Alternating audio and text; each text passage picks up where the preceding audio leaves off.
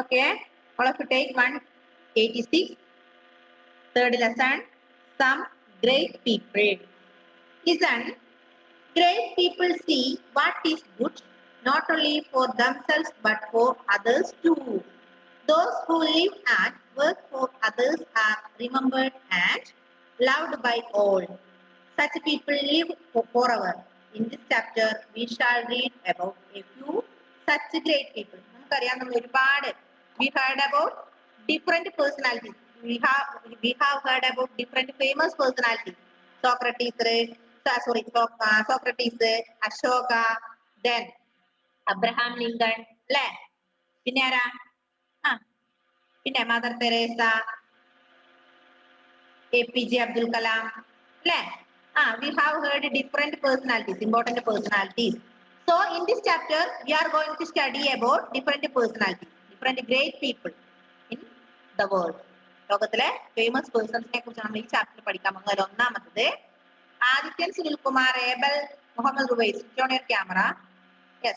In this chapter, we are going to learn about Socrates. Who is Socrates? Socrates കേട്ടിട്ടുണ്ടോ? ആരായി Socrates? ഇല്ല അല്ലെ? അപ്പൊ നമ്മളിവിടെ കുറെ ഗ്രേറ്റ് പേഴ്സൺസ്, ഒന്നാമത്തെ ആളാണ് ആര്? സോക്രട്ടീസ്. ശ്രദ്ധിക്ക.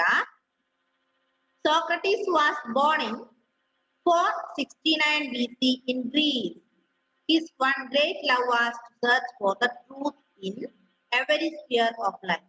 He believed in thinking and finding reason for everything. He liked to talk to those who were learned. He would first listen to them carefully and then ask them questions. Soon scholars realized that they had no answers. Socrates was a great person in India. He was born in 469 BC in Greece. 469 BC ഗ്രീസിൽ ജനിച്ച ഒരു famous person ആണ് ആര്? Socrates. Muhammad റുവൈസെ semester 2 ആണ്, page number 186, lesson 3. ഒരു ബന്ധുവില്ല അല്ലെ സോഷ്യലായിട്ട്? Okay. So Socrates was a famous person or intelligent person. He was born in Greece. In which year? 469 BC. അദ്ദേഹത്തിന്റെ പ്രത്യേകത എന്താ നോക്ക്.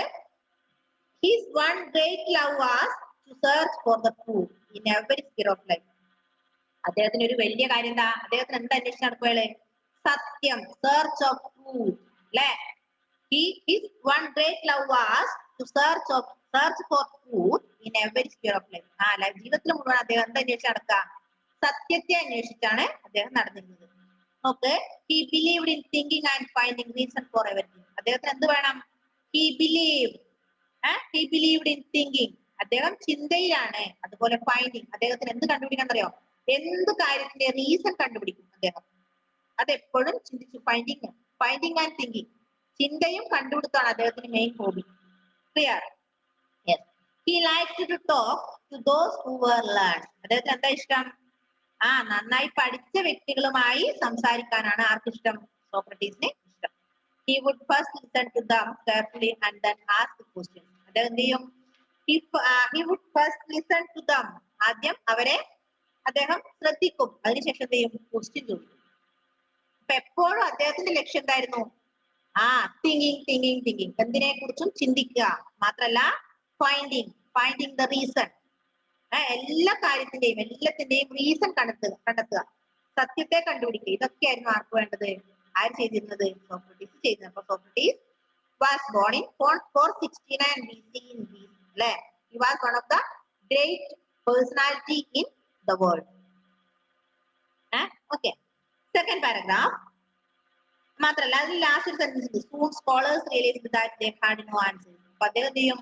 First he learned to them and after the learning he asked some questions about anything. Then finally scholars realized that they have no answers. അല്ലെ? അങ്ങനെ അദ്ദേഹം ആദ്യം ആൾക്കാരെ നമ്മൾ ശ്രദ്ധിക്കും, അതിനുശേഷം നമ്മളോട് ക്വസ്റ്റ്യൻ ചോദിക്കും. അപ്പൊ ലാസ്റ്റ് എല്ലാവർക്കും മനസ്സിലായി എന്താ? they had no answers. ഇതിനൊന്നും ഇതില്ല, ഉത്തരവില്ലാത്ത കുറെ ചോദ്യങ്ങളുണ്ട്, ഉത്തരവില്ലാത്ത കുറെ കാര്യങ്ങളുണ്ട്. Second paragraph.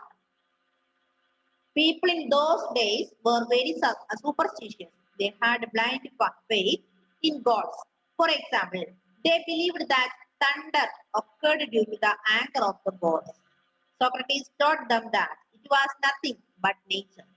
He told his followers not to accept anything to be true just because many people thought that it was. One must use one's mind and think. The method of trying to discover the truth by asking questions came to be known as the Socratic method. അദ്ദേഹത്തിന്റെ ഒരു പ്രധാന എന്താ പറയാ ഒരു important ആണ് എന്ത് അദ്ദേഹം എന്ത് ചെയ്യും അദ്ദേഹം ആസ്കിങ് ക്വസ്റ്റ്യൻസ് ചോദ്യങ്ങൾ ചോദിക്കുക ആൻസർ കണ്ടെത്തുക അതാണ് അദ്ദേഹത്തിന് മെയിൻ ആയി വേണ്ടത്.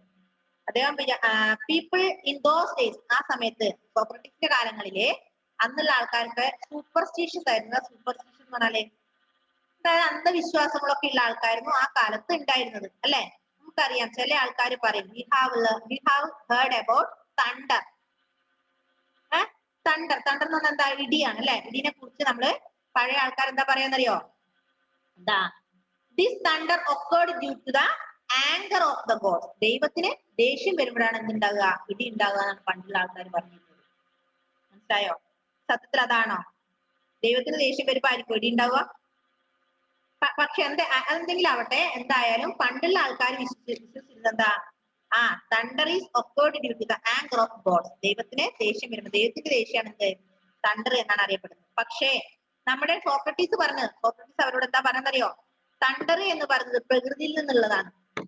പ്രകൃതിയുടെ ഒരു കളിയാണെന്ത് പ്രകൃതി നൽകുന്ന ഒരു ഇതാണ് പ്രകൃതിയുടെ ഒരു ആക്ടിവിറ്റിയാണ് എന്ത് തണ്ടർ. അല്ലാതെ ദൈവത്തിന് ദേഷ്യം വന്നിട്ടല്ല എന്തുണ്ടാകുന്നത് തണ്ടർ ഉണ്ടാകുന്നത് എന്താണ് സോക്രട്ടീസ് പറഞ്ഞത്. അപ്പൊ സോക്രട്ടീസിന്റെ ഇത്രയേ ഉള്ളൂ സോക്രട്ടീസ് ചെയ്യുന്ന കാര്യം. അദ്ദേഹം എന്ത് കാര്യത്തെ കുറിച്ചും തിങ്ക് ചെയ്യും. ചിന്തിച്ചോളൂ അതിന്റെ ആൻസർ കണ്ടെത്തിക്കോളാം. പണ്ടുള്ള ആൾക്കാരൊക്കെ ഇടീനെ കുറിച്ച് ദൈവത്തിന് ദേഷ്യ രൂപമാണ് ഇടി എന്ന് പറഞ്ഞപ്പോ അദ്ദേഹം വിശ്വസിച്ചെന്താ അങ്ങനെയല്ല.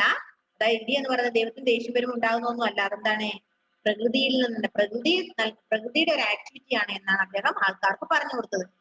Then the method of trying to discover the truth. അദ്ദേഹം ചിത്രയുള്ളത് trying to discover the truth. എന്ത് കണ്ടുപിടിക്കണം? സത്യം കണ്ടുപിടിക്കണം. എന്തൊരു കാര്യത്തിലെയും സത്യത്തെ കണ്ടുപിടിക്കുക എന്നുള്ളതാണ് ആര് ചെയ്തിരുന്നത്? നമ്മുടെ സോക്രട്ടീസ് ചെയ്തിരുന്നത്. അതാണ് നമ്മൾ ഇടിയുടെ കാര്യം പറഞ്ഞത്. ഇടിയുടെ കാര്യം അദ്ദേഹം ഫൈൻഡ് ചെയ്ത കാര്യം എന്താ അദ്ദേഹം ഫൈൻഡ് ചെയ്തത്? ദൈവത്തിന് ദേഷ്യം വരുമ്പോ അല്ല. അതെന്താണ് പ്രകൃതി ആക്ടിവിറ്റി നാച്ചുറൽ ആക്ടിവിറ്റി ആണ് ഇടി എന്ന് അദ്ദേഹം ഫൈൻഡ് ചെയ്തു. മനസ്സിലായില്ലേ? അപ്പൊ സത്യം കണ്ടുപിടിക്കുന്നതിൽ വളരെ ഇൻട്രസ്റ്റിംഗ് ആയിരുന്നു ആര് Socrates. Then next paragraph third paragraph the powerful. അങ്ങനെ ഈ സോക്രട്ടീസ് ഈ എന്താ പറയാ സത്യം കണ്ടുപിടിക്കുന്ന ആ ഒരു മെത്തേഡിന് പറയുന്ന പേരാണ് സോക്രട്ടിക് മെത്തേഡ്. എന്താ പറയാ Socratic method. The powerful ruling class did not like Socrates. In his search for truth, he did not spare anyone. He was frank and bold. His questions made the rulers angry. They thought he was challenging the authority and misguiding people. They asked Socrates to change his ways. But Socrates believed that he was right and they were wrong. Thus, in due course of time, he was put in prison. However, he remained firm in his beliefs. എന്താ പറഞ്ഞേ Socrates പ്രത്യേകത എന്താ? അദ്ദേഹം എപ്പോഴും അദ്ദേഹത്തിന് എന്ത് വേണം അദ്ദേഹത്തിന് എന്ത് വേണം? സത്യം കണ്ടുപിടിക്കണം. സോഷ്യലാണ് മോനെ.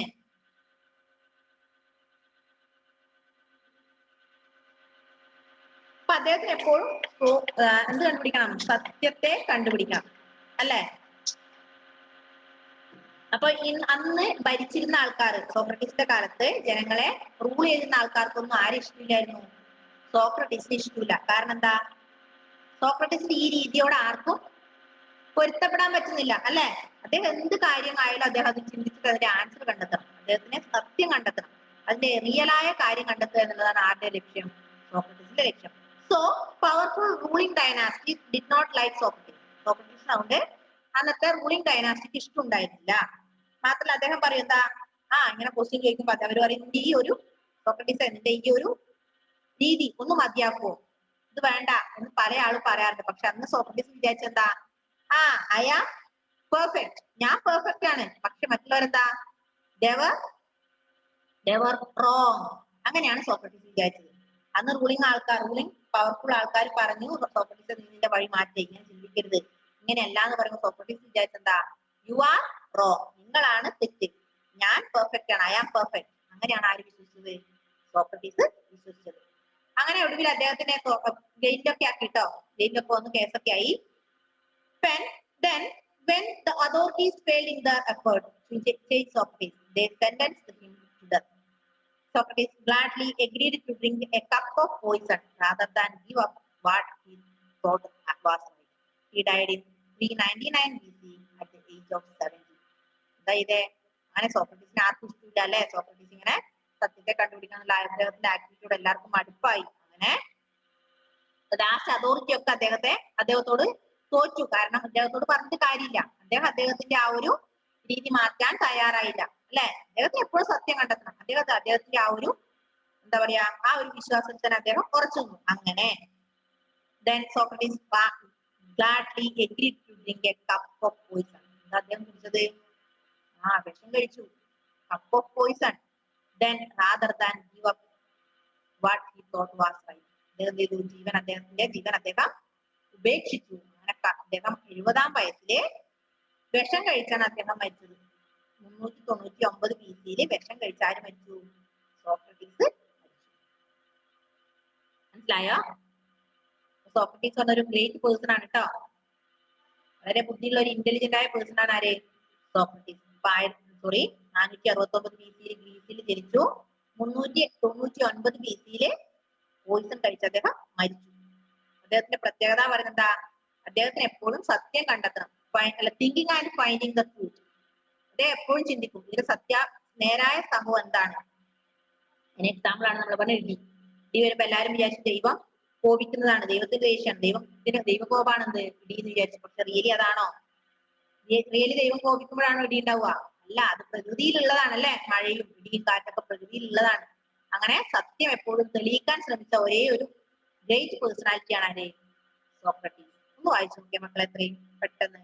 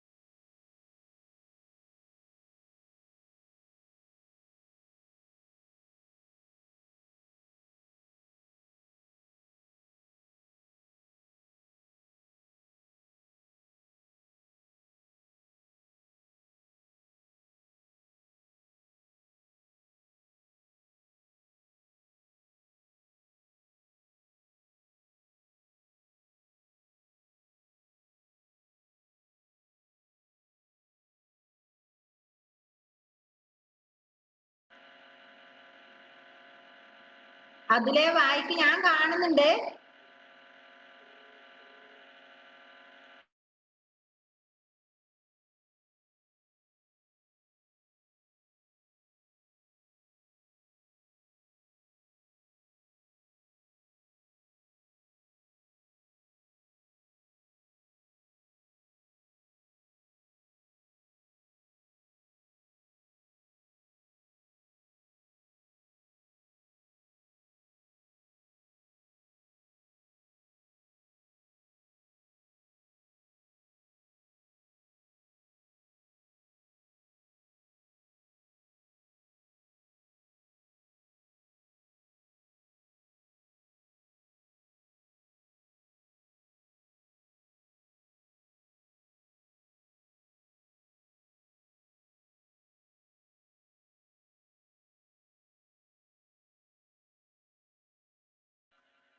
ജോസിയെ വായിക്കുന്നുണ്ടോ?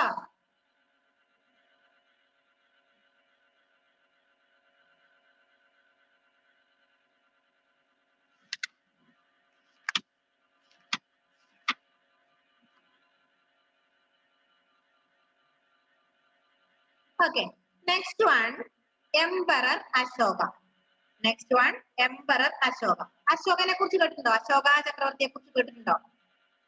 ഉണ്ടാവുമല്ലോ, അശോക ചക്രവർത്തിയെ കുറിച്ച് കേട്ടിട്ടുണ്ടാവും. ഓക്കെ, നോക്കാരാന്ന് നോക്കാം കേട്ടോ. അത് നോക്ക്.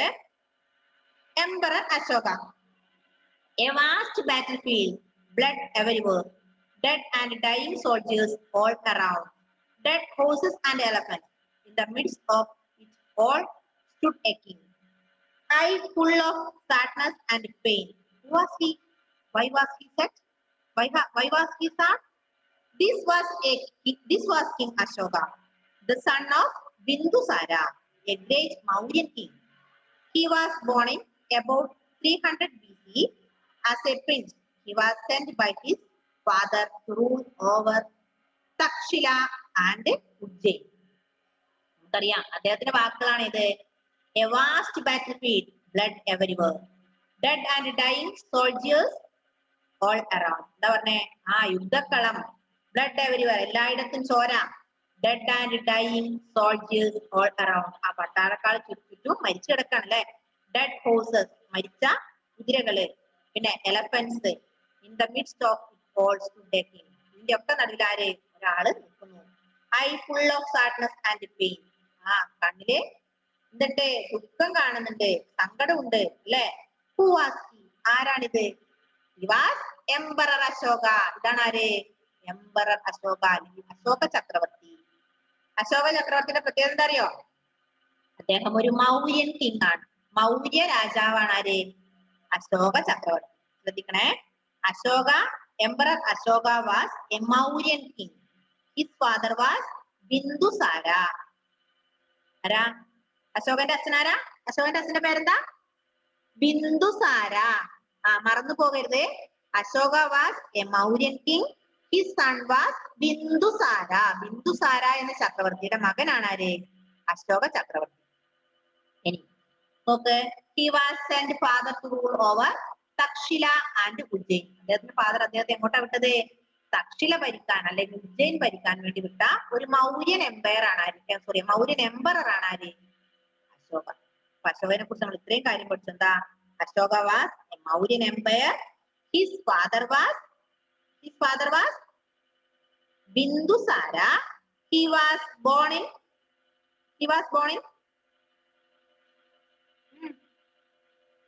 3000 BC. ഏകദേശം കറക്റ്റ് അല്ല പറഞ്ഞത്. He was born about 300 BC. 300 BC ജനിച്ച ഒരു മൗര്യ രാജാവാണ് ആര്? എംപറർ അശോക. അദ്ദേഹത്തിന്റെ അച്ഛനാണ് ആര്? Bindusara. Okay. Next paragraph. When Ashoka received the news of his father's death, he hurried back to Padaliputra. There was a long struggle for the crown between the brothers, and Ashoka was crowned king after about 4 years. In the beginning, he had to rule very strictly to end the troubles in his empire. അദ്ദേഹത്തിന്റെ അച്ഛന്റെ മരണവാർത്ത അറിഞ്ഞ ഉടൻ തന്നെ Ashoka received the news of his father's death. അതിന്റെ മരണവിവരം അറിഞ്ഞ ഉടൻ തന്നെ അദ്ദേഹം hurried back to പാടലിപുത്ര. ഇങ്ങോട്ടേക്ക് പോയി? പാടലിപുത്രയിലേക്ക് പോയി. അശോകന്റെ അച്ഛന്റെ മരണം. അശോകന്റെ അച്ഛനാരായിരുന്നു? ബിന്ദുസാര. ബിന്ദുസാരയുടെ മരണം അറിഞ്ഞ ഉടൻ തന്നെ അശോക എങ്ങോട്ടേക്കാ പോയത്? പാടലിപുത്രയിലേക്ക് പോയി. There was a long struggle for crown between his brothers. അദ്ദേഹം പാടലിപുത്രയിൽ പോയിട്ട് അവിടെ എന്ത് ചെയ്തേ? Conflict between his brother's. അദ്ദേഹത്തിന്റെ സഹോദരങ്ങളുമായിട്ട് എന്ത് ചെയ്തു? യുദ്ധം നടത്തി. എന്തിനു വേണ്ടി? കിരീടത്തിന് വേണ്ടി. എന്തിനു വേണ്ടി? കിരീടം കിട്ടാൻ വേണ്ടി അല്ലെ. രാജാവിന്റെ സ്ഥാനം, രാജാവിന്റെ പദവി കിട്ടാൻ വേണ്ടി ആരുമായി അദ്ദേഹം യുദ്ധത്തിലായി? കോൺഫ്ലിക്റ്റിലായി, സ്ട്രഗിളിലായി. അദ്ദേഹത്തിന്റെ സഹോദരങ്ങളുമായി അദ്ദേഹം സ്ട്രഗിൾ ചെയ്തു. എവിടെ വെച്ച്? പാടലിപുത്രയിൽ വെച്ച്. Then Ashoka was crowned king after about 4 years. അങ്ങനെ 4 വർഷത്തിന് ശേഷം അശോക ചക്രവർത്തിയായി അദ്ദേഹം വന്നു. 4 വർഷത്തിന് ശേഷമാണ് അദ്ദേഹം ആരായത്? ചക്രവർത്തി സ്ഥാനം അദ്ദേഹത്തിന് കിട്ടിയത്.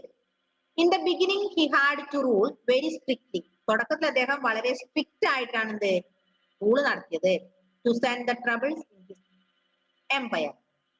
ഇപ്പൊ നമ്മൾ പറഞ്ഞു അശോകനെ കുറിച്ച് പറഞ്ഞ ഇത്രയും കാര്യങ്ങളാണ്. Ashoka was born about 300 BC. His father was Bindusara. പിന്നെ പിന്നെന്താ പറഞ്ഞേ? He was a Mauryan emperor.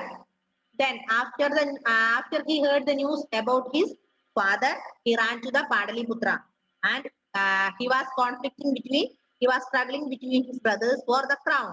After 4 years, he had achieved the crown. അദ്ദേഹത്തിന്റെ crown നേടി. Next one, the Kalingans were one of the two people who were not under the Mauryan rule. Ashoka sent a huge army to fight them. In the Kalinga war, thousands people were killed. അങ്ങനെ അദ്ദേഹം കലിംഗ യുദ്ധത്തിൽ ഏർപ്പെട്ടു. കലിംഗ യുദ്ധം കേട്ടിട്ടുണ്ടോ? കലിംഗ വാർ കേട്ടിട്ടുണ്ടോ? അപ്പൊ കലിംഗ വാർ എന്താ നോക്കേ. അതായത് ഈ പാടലീപുത്രത്തിൽ നിന്ന് അദ്ദേഹം 4 വർഷം സഹോദരങ്ങളുമായി യുദ്ധം ചെയ്ത് അദ്ദേഹത്തിന്റെ കിരീടം അദ്ദേഹം സ്വന്തമാക്കി. അതിനുശേഷം അവിടെ ആരുണ്ടായിരുന്നു? കലിംഗൻസ് എന്ന് പറഞ്ഞിട്ട് കുറച്ച് ആൾക്കാരുണ്ടായിരുന്നു. കലിംഗൻസ് എന്ന് പറഞ്ഞാൽ എന്താ? കുറച്ച് ജനങ്ങള്. നമ്മളിപ്പം മൗര്യൻസ് എന്നൊക്കെ പറഞ്ഞ പോലെ കലിംഗൻസ് ഉണ്ടായിരുന്നു. അദ്ദേഹം ആരുടെ കീഴിലല്ല? മൗര്യൻ എംപയറിന്റെ കീഴിലല്ല. മനസ്സിലായോ? അതായത് അശോകന്റെ ഡൈനാസിയായ മൗര്യ എംപയറിന്റെ ഭരണത്തിന് കീഴിലല്ല ആര് കലിംഗൻസ്. അങ്ങനെ Ashoka sent a huge army to fight them. അങ്ങനെ കലിംഗൻ വർഗത്തിൽപ്പെട്ട ജനങ്ങളുമായി യുദ്ധം ചെയ്യാൻ വേണ്ടി അശോകൻ എന്ത് ചെയ്തു? വലിയൊരു ആർമീനെ വിട്ടു. മനസ്സിലായോ? വലിയ ആർമീനെ കലിംഗന്മാരുമായി യുദ്ധം ചെയ്യാൻ അയച്ചു. ഇൻ ദ കലിംഗ വാർ, അങ്ങനെ Kalinga യുദ്ധത്തിലെ thousands of people were killed. ആയിരക്കണക്കിന് ജനങ്ങള് മരിച്ചുപോയി. ഇപ്പൊ കലിംഗ യുദ്ധം നടത്തിയത് ആരാ? അശോകനാണ്. ആരുമായിട്ട്? കലിംഗൻ പീപ്പിളുമായിട്ട്. മനസ്സിലായോ? The Kalinga war change Ashoka's life. Kalinga യുദ്ധം എന്ത് ചെയ്തു?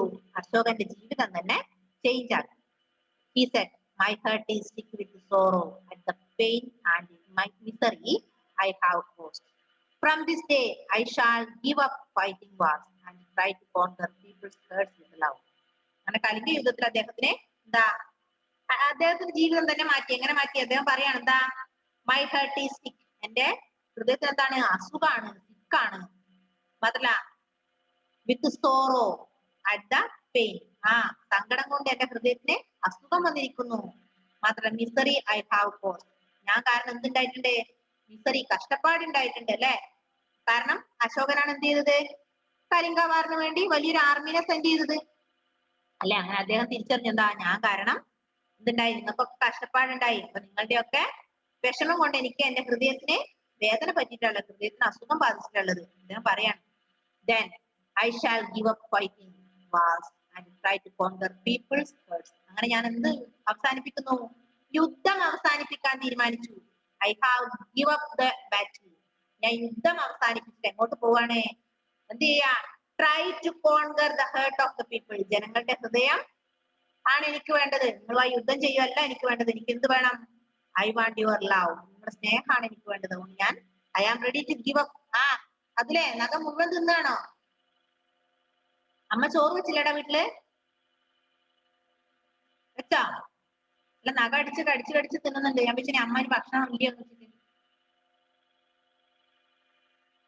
ഓക്കെ, ഹന്ന മുടിയൊക്കെ നേരെയാക്കിയാൽ മതി. അപ്പൊ നമ്മള് പറഞ്ഞത് അങ്ങനെ കലിംഗ യുദ്ധത്തില് കലിംഗ വർഗത്തിൽപ്പെട്ട ആൾക്കാരുമായി യുദ്ധം ചെയ്യാൻ വേണ്ടി അശോകൻ ഒരു വലിയൊരു ആർമീനെ അങ്ങോട്ടേക്ക് കലിംഗന്മാരുടെ അടുത്തേക്ക് വിട്ടു. അങ്ങനെ കലിംഗ യുദ്ധത്തില് ആയിരക്കണക്കിന് ആൾക്കാർ മരിച്ചു. ഇത് കണ്ടപ്പോ അദ്ദേഹത്തിന് സങ്കടമായി അല്ലെ. ആൾക്കാർ മരിച്ചു, കഷ്ടപ്പാട്, ദാരിദ്ര്യവും കഷ്ടപ്പാടൊക്കെ അവിടെ വന്നപ്പം അങ്ങനെ അദ്ദേഹം തീരുമാനിച്ചു, നമ്മുടെ അശോകൻ തീരുമാനിച്ചു എന്താ? ഇനി മേലാൽ ഞാൻ യുദ്ധത്തിനില്ല അല്ലെ, യുദ്ധത്തിനില്ല, മറിച്ച് ഞാൻ നിങ്ങളോട് സ്നേഹിക്കുകയാണ്. നിങ്ങളുടെ സ്നേഹം മതി എനിക്ക്. ഞാൻ നിങ്ങളുടെ സ്നേഹം പിടിച്ചെടുക്കാൻ വേണ്ടിയാണ് ഇനി യുദ്ധം നടത്തുന്നത്. അല്ലാതെ ഇങ്ങനെയുള്ള യുദ്ധം ഞാൻ ഒഴിവാക്കി എന്ന് പറഞ്ഞു. Ashoka became attracted towards Buddhism.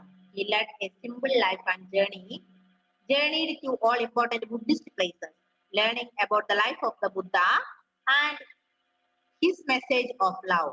അങ്ങനെ അദ്ദേഹം ചെയ്തു ബുദ്ധിസത്തിലേക്ക് അദ്ദേഹത്തിന്റെ ശ്രദ്ധ തിരിഞ്ഞു. ബുദ്ധിസം എന്ന് പറഞ്ഞാൽ ജൈനിസം, ഹിന്ദുയിസം ഒക്കെ പോലെ ഒരു ഇതാണ് ഇത് ബുദ്ധിസം. അങ്ങനെ അദ്ദേഹം ബുദ്ധിസത്തിലേക്ക് ആക്റ്റീവായി. ബുദ്ധിസത്തിലെ ആക്റ്റീവായിട്ട് എന്ത് ചെയ്തു അറിയോ? ബുദ്ധിസ്റ്റ് പ്ലേസസ് ഒക്കെ സന്ദർശിക്കാൻ തുടങ്ങി. ബുദ്ധിസ്റ്റ് സെന്റേഴ്സ് ഒക്കെ വിസിറ്റ് ചെയ്യാൻ തുടങ്ങി. അദ്ദേഹത്തിന്റെ സ്നേഹം എല്ലാവരുമായി ഷെയർ ചെയ്യാൻ അദ്ദേഹം തീരുമാനിച്ചു. ഇത്രയാണ് അതിന് ബാക്കി നമുക്ക് അടുത്ത ക്ലാസ്സിൽ എടുക്കാം. ഇതൊന്ന് വായിക്കണല്ലോ. ആരാ വായിക്കാം? അശോകനെ കുറിച്ച് മനസ്സിലായോ? സോക്രട്ടീസിനെ കുറിച്ച് മനസ്സിലായില്ലേ? കുറച്ച് ബുദ്ധിമുട്ടുള്ള ഏരിയ ആണ് കേട്ടോ. കുറച്ച് ബുദ്ധിമുട്ടുള്ള ഏരിയ ആണ്. നന്നായി ടെക്സ്റ്റ് വായിക്കാം. അപ്പൊ ആദിത്യ ഒന്ന് ടെക്സ്റ്റ് വെച്ചിട്ട് വായിച്ച മോനെ. അൺമ്യൂട്ട് ചെയ്തേ.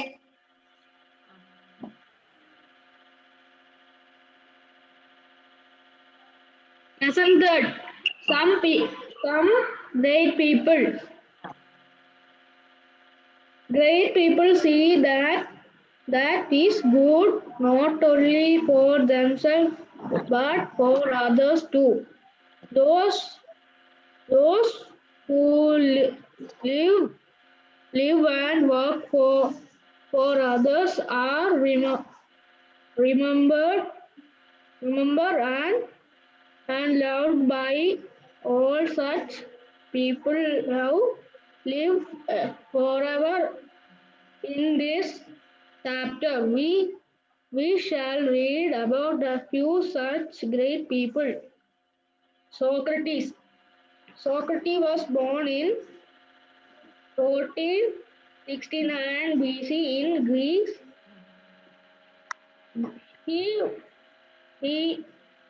His one great love was to search for truth in every sphere of life. He believed in thinking and finding reason for everything. എല്ലാത്തിനും കാരണം അദ്ദേഹത്തിന് കണ്ടുപിടിക്കണം അല്ലേ?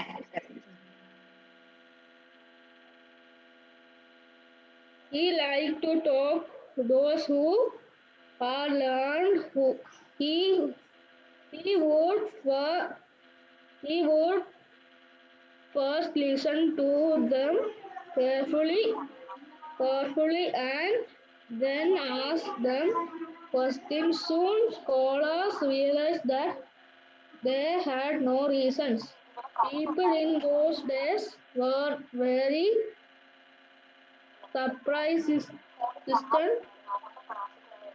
He had blind faith in God. For example, they believed that thunders occurred due to the anger of gods. Socrates taught them then that Socrates taught them that it was nothing but nature. He told his followers not to accept anything to be true just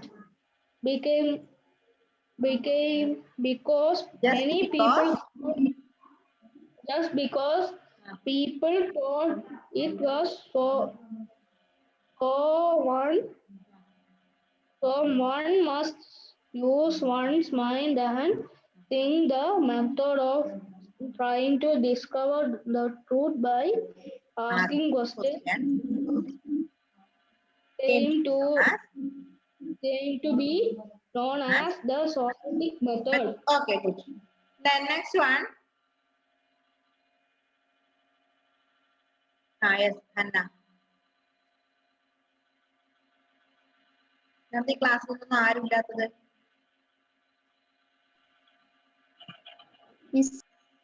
വായിച്ചോ അന്ന വായിക്കേ.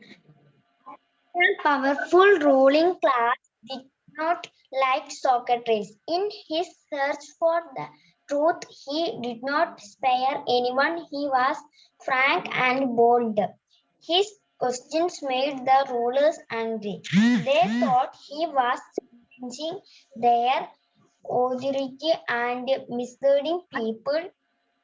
They asked Socrates to change his ways, but Socrates believed that he was right and they were wrong. Thus, in due course of time, he was put in prison.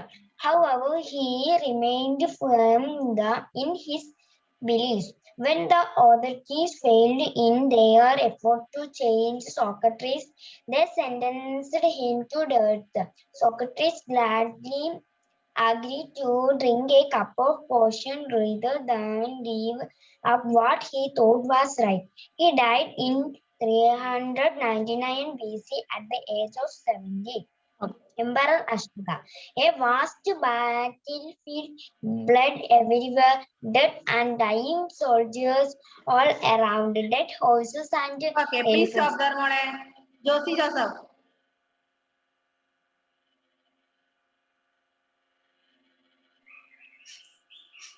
Miss ember അശോകോട്ട് വായിച്ച പോരെ? A vast A vast Blood. battlefield. a vast Battlefield. battlefield, Blood blood everywhere. everywhere, dead and dying soldiers all around, dead horses and elephants. In the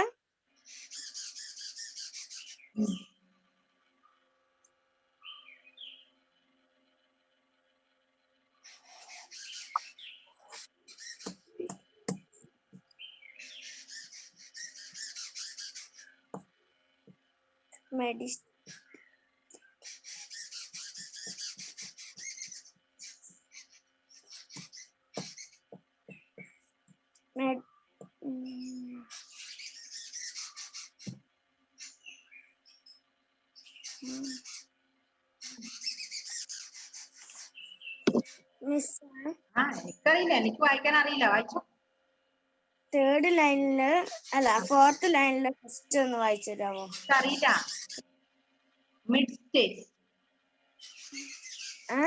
Mid stage. A vast battlefield, blood everywhere, dead and dying soldiers all around, dead horses and elephants. In the midst of it all stood a king, eye full of sadness and pain. Who was he? Why was he sad?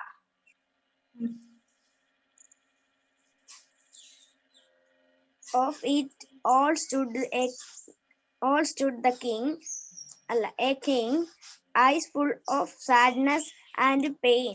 Who was he? Why was he sad? This was King Ashoka, the son of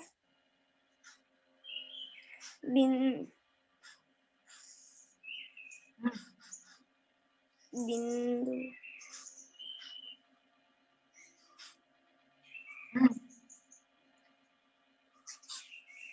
Bindusara, a great Mauryan king. He was born in about 3000 BC. 300 BC. 300 BC. As a prince, he was sent by his father to rule over Sakshila and Ujjain. Okay, please stop there. മക്കളെ, നമ്മുടെ time ഇപ്പൊ കട്ടാവും, class കട്ടാവാനായിട്ടോ. Bye bye, see in the next class. ഒരു class കൂടി ഇല്ലേ, അപ്പൊ കാണാട്ടോ. Bye bye.